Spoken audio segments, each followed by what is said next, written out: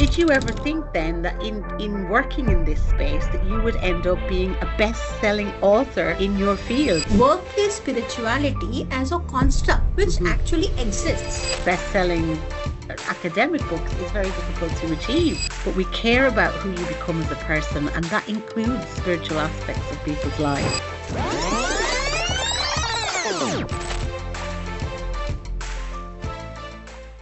I've got Anshul Gupta with me here. Welcome, Anshul, to our podcast. I'm really, really honored to host you on the Beyond the Dark Clouds podcast.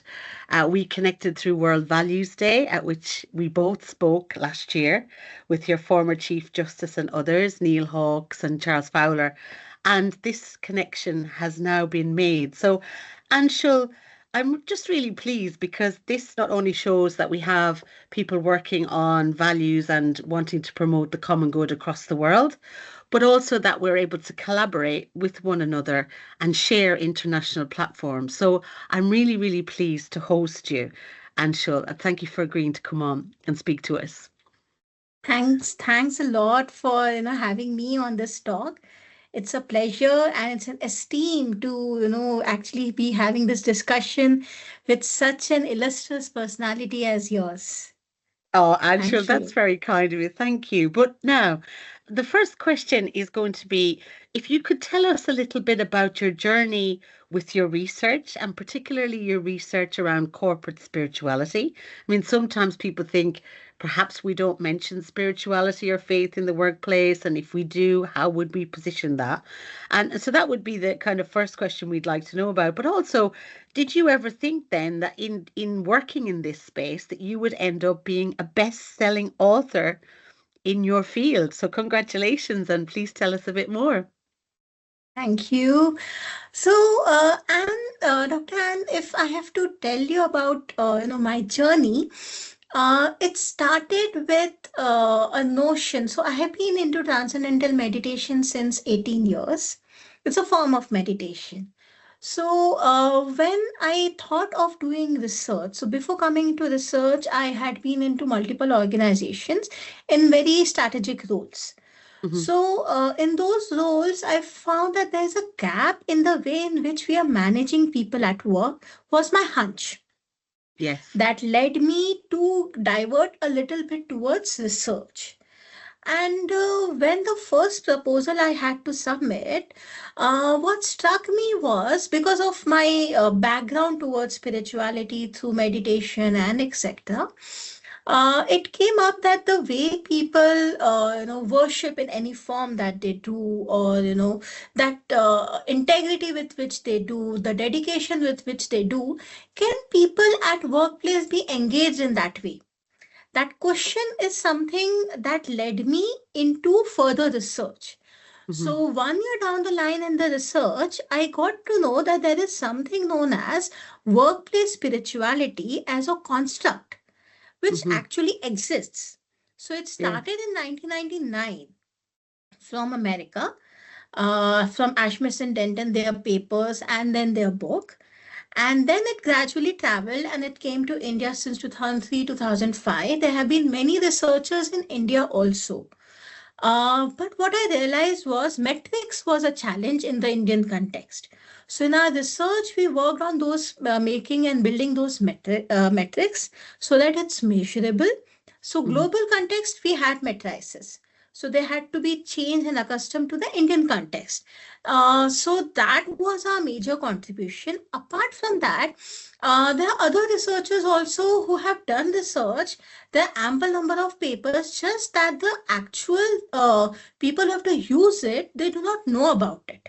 So Hmm. writing, both these books, actually I led to getting those in the mainstream management. The first book, The Spiritual Indian Corporate, this dealt with the principles of spirituality at workplace. That Yeah. is a construct, measurable construct, which is finding meaning in life through work, having interconnectedness at work, your values, organizational values matching, Yeah. having compassion and inner life. And Hmm. then the second book deals with the actual matrices, models, measurement, challenges, ethics, Q&A, and a few examples.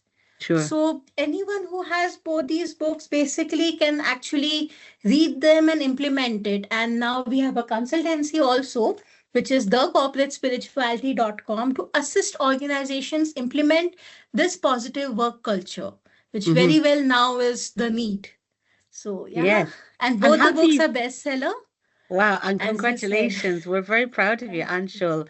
A lot of people, they work on their research for their whole life, and best-selling academic books is very difficult to achieve.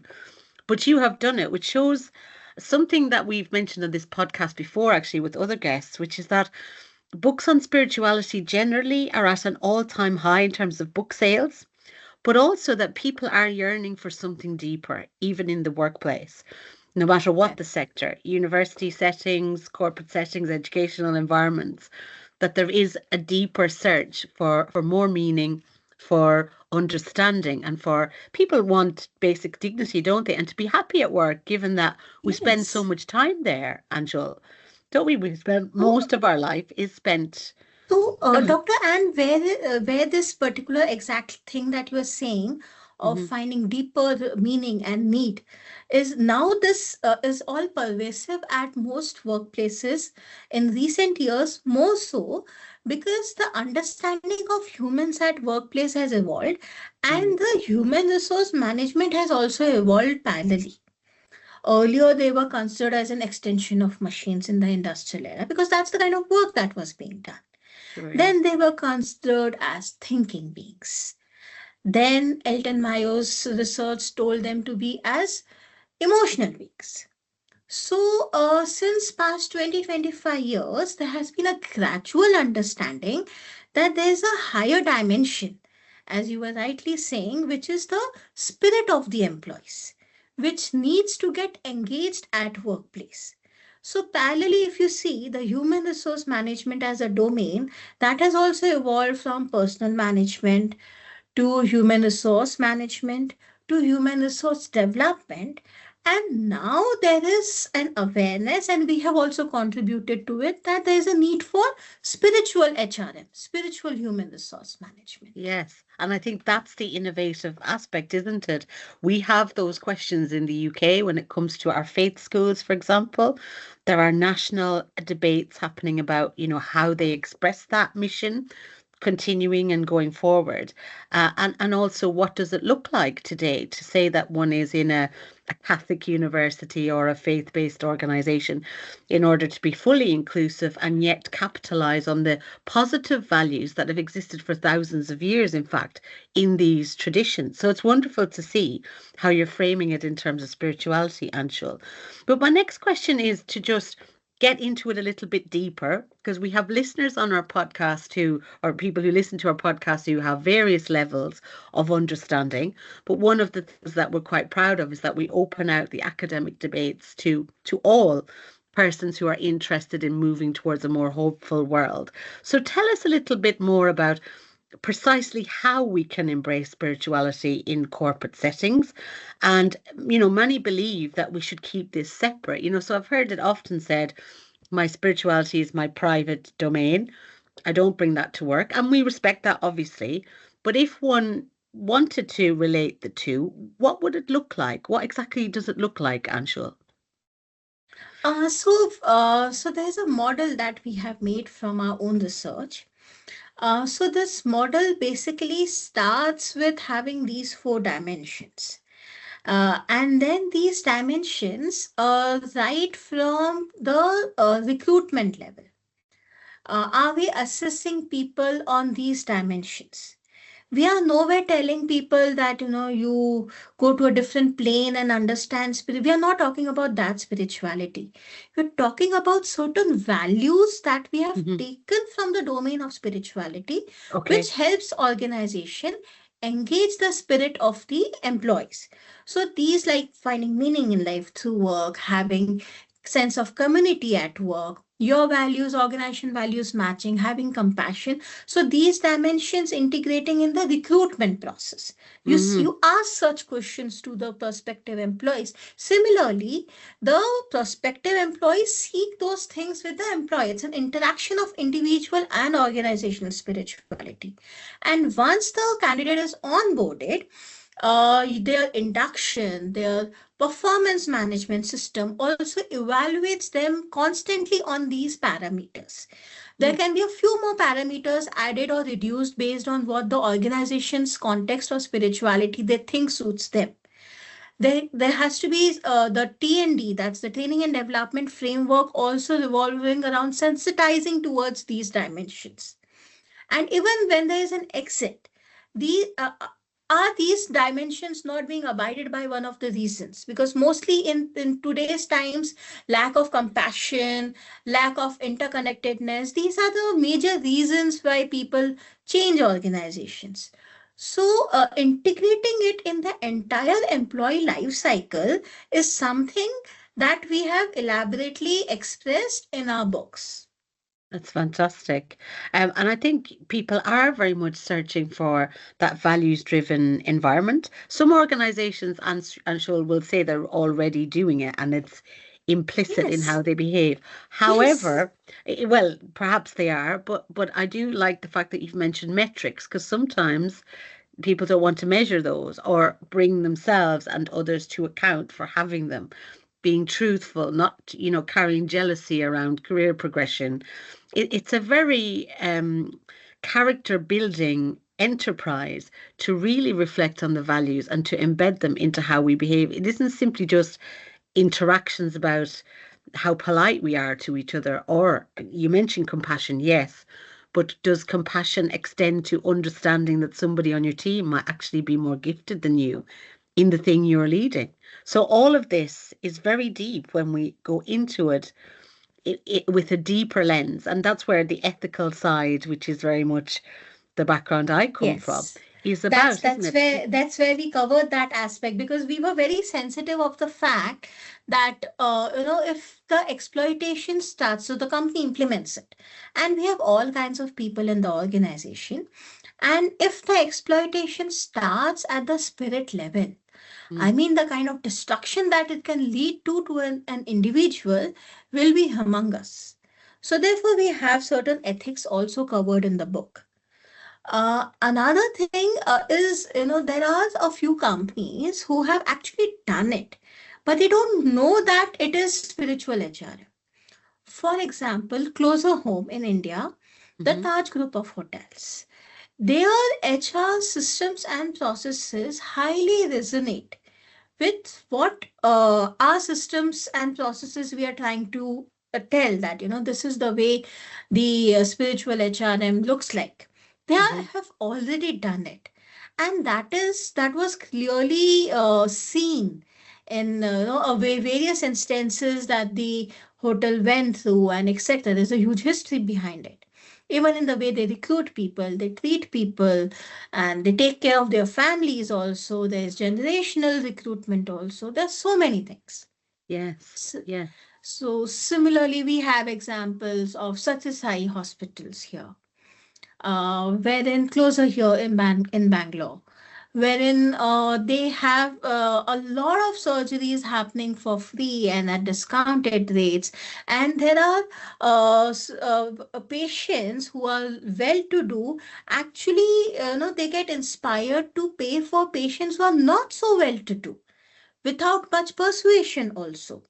So it's Okay. a culture that they see, the love that they get around, Hmm. that creates all this kind of environment. Even doctors taking up so many surgeries for a social cause, it has to come from within. Yes. So yeah. And I think it's extremely important, isn't it? Often in the past few years, I've had to reflect carefully on the mission of Leeds Trinity. We were founded, as you know, by a religious order of sisters, Sisters of the Cross and Passion, and the CES together. And we are always trying to find ways of including everybody, but maintaining that uh, ethos and mission that was established by the sisters. And this is the way we're doing it now, Anshul, is around our values, but driving the idea that human dignity is absolutely a pillar of what we stand for at the university. The common good is what we work for. But beyond that, in the teaching and learning side and in what we want our graduates to be, as people, that we care about that too. It's not simply about the teaching of skills, it is the development of character so that those skills will end up being used for good in the world. So when you mention the example of the surgeries, Anshul, it stands out to me as a wonderful example of, okay, the vocation to be a doctor, you would have to to care in any case. But that momentum that, others can start to see and feel the way they're treated generates more generosity in itself. I think is so inspiring. It's really, really inspiring. Do you talk about that in the book, those examples, Anshul? Yes. Yes.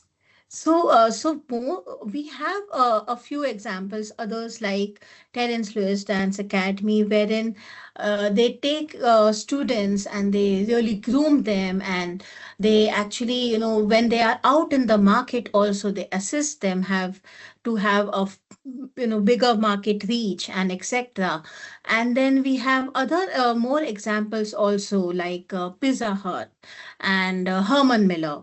So, Mhm. all these examples very well have dignity as one of its major pillar, like you rightly said. Yes. Even if we see Taj Group of hotels, therein even a stray dog can, come in any time. I mean, that kind of dignity, not just for humans, for animals, it's a total no-no to mistreat even the animals entering. There are subtle ways to actually handle that. So Yes. it's an SOP for the employees. Yes. And so that brings me to my next question, because all of that brings great hope for the future of work in general, Anshul, and the idea that we bring our whole selves to work, we can expect conditions for work to be attributed to our human dignity as much as we are expected to deliver our KPIs, etc. And education for hope is the motto of our podcast. And as you know, I ask every single person who comes onto the podcast what their vision or hope in the sector that they work for and in the piece of research that they do and the topic they work on. What is your work hoping to do, or what are you hoping that your work will do beyond what it has already done hugely in a hugely successful way in India? What's your hope for, let's say, students and higher education, Anshul, in relation to this? So our startup, which is this, the corporatespirituality.com, it has three target audiences. One is obviously the corporates, second is the government agencies, and third and the most important target audience is the students. Mm, That's the higher secondary students, the BBA and the MBA students. Because if they have the right kind of value system of workplace there, what values at work they should take it when they are passing out doing internships or doing full-time work or part-time work. So when the right kind of value system of dignity, respect, generosity, reciprocativity, these values, when they are incorporated at that level, then there is very less corrective action that needs to be done at the corporate or at the work level then. yes. So we have approached colleges and schools for sessions. We have taken a few sessions already in a few colleges in India. So, because, and even in the government policy out here, it talks highly for the students of incorporating the values, of the right values at work. So, we are in sync with what the others are at the helm of affairs are also trying to do. So, yes, education on values is something that is what we are doing also as a part of startup. That's the corporatespirituality.com. That's that's wonderful, Anshul. Thank you very much. And finally, then, I know you have a hope for all sectors by the sounds of things, but I would hope to focus specifically on corporate environments and the future of work, because our students are going to end up in some of these environments in future. So, what is your overall hope? Having written several books, they are best-selling. You have a set of metrics to measure these, and the traction of your work is really gaining momentum on an international stage now, which is wonderful. What's your hope overall for the future of the corporate environment and spirituality, Anshul? So when we did all this, in India, um, in culturally, there is a saying named Nishkam Karma, wherein you keep doing your karma without any seeking or expectation of recognition, or getting back certain things in terms of monetary. So our entire work has been only with the agenda of hope, of contributing to the betterment of workplace, betterment of the society, betterment of the families. Because when there are more happier people around, the society at large becomes much better place to live in. So I have two kids. So what I'm doing, I may or may not be rewarded monetarily, maybe, may not be. So that was the school of thought when I was, doing all this. Hmm. But I'm making a better world for my own kids Yes, in the best possible way that can be done in the field that I exist in. So the hope that I see is by doing all these, having spirituality at workplace, because of the values that it carries with it, there's a larger hope of a larger good that it can bring in, and it has already started actually. The yes, people are recognizing it, and like you said at the start of the conversation, now people actually know it. And slowly people are rethinking back, what are the aspects that we are missing out from these, and then they're trying to incorporate it. They may or may not contact us to do that. We have the books for them. yes. So yeah, so that's the hope that it will make a better world, not Yes. just for us, for our coming generations. But that's wonderful, Anshul, because what I'm finding is that the talk about values and ethics in general is on the top of the agenda for many organizations and also globally. I come back from the V20 in Brazil in November and saw so many organizations and met so many individuals there working on similar topics, trying to incorporate indigenous groups and perspectives that also included spirituality, Anshul, in a way that hasn't been reflected before. We know it's been there, but it's having that holistic view, isn't it? And I love the idea that it's the whole person that is in our classrooms. It's the whole person that is in our organizations, universities. And that's what we try to say at Leeds Trinity. It's education in the round. It's moral, ethical, it's your skill set, business, journalism, whatever you might be studying. But we care about who you become as a person, and that includes spiritual aspects of people's lives. Exactly. It does. Now, it's not easy, and let's maybe finish on the word that you and I might agree that it can be positioned, but some people they need that kind of maybe conversation to show how beneficial it can be and to show how non-threatening it should be. Because even if one does not subscribe to spirituality, for example, you would still have to be expected to be respectful of those who do, and that's a skill set too, isn't it? That actually everybody. So, Dr. And we can, if someone has a little, what do you say, barrier in saying spirituality, they can say values at work. We don't mind. I mean, because it's coming from the same place. We are Mm, very open to that idea. They yes. can say well-being at work.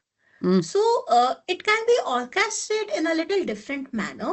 mm, We have done that. So there were companies who were a little skeptical. So yes. we repackaged it Yes. and gave the same thing that it's enhancing the well-being of the people at workplace.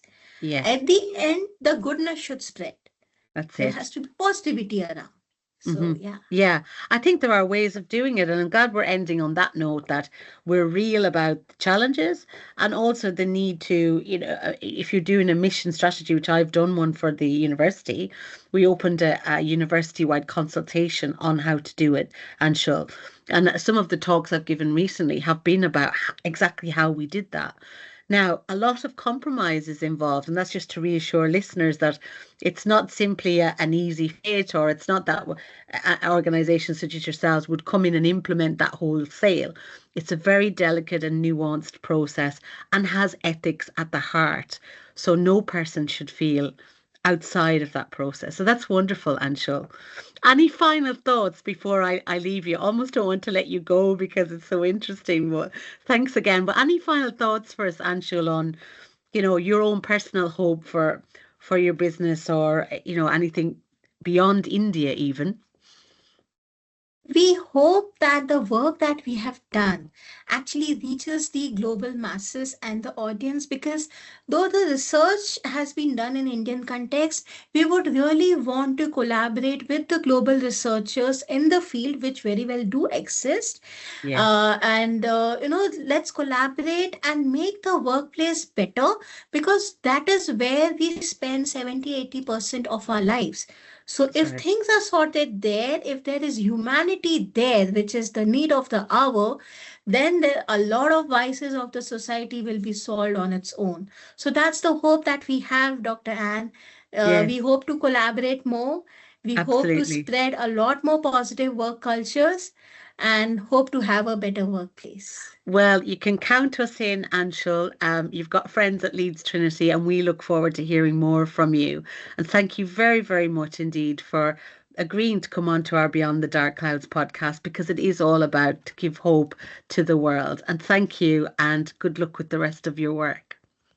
Thank you, Dr. Anne. I'm highly, highly obliged that you actually called for this podcast. And it's a huge gratitude. Please accept it from the bottom of my heart. And I really look forward for further collaborations, because positive work culture is something that we intend to spread. It's my So pleasure, Anshul. Take care. thank you. Thanks a lot.